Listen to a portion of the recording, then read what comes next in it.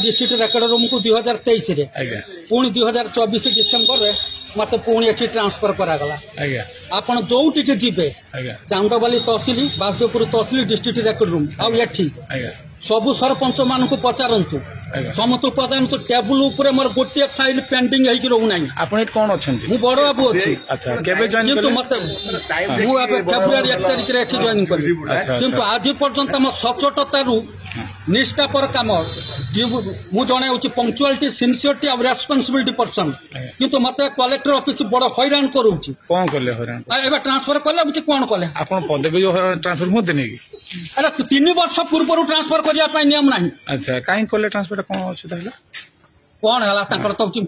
कोन पाई कले ताकर तो करूचंती तुम तो हैरान करूचंती आज पर्यंत तुम तो हैरान हो जाओ एति पाई मु कलेक्टर पाखरे दरखास्त दैछि हां रेवेन्यू मिनिस्टर पाखरे दरखास्त दैछि आ महामान्य राष्ट्रपति पाखरे दरखास्त देला परे मोर कोनसी किछि प्रतिस्तर आसिला ना एबे जो निष्पत्ति नउचन जो मु निष्पत्ति नेबे मु तो कलेक्टर को ऑफिस रे मु पूरा दौड़ी देबी न अग्नि रे झास देबी जमिति से एफएम कॉलेज सौम्याश्री मरीची मु सेही भଳି भी मरी मो प्रति न्याय नाही मु जने सचोट कोन तो सरपंच सबु दलर सरपंच सबु पब्लिक कोन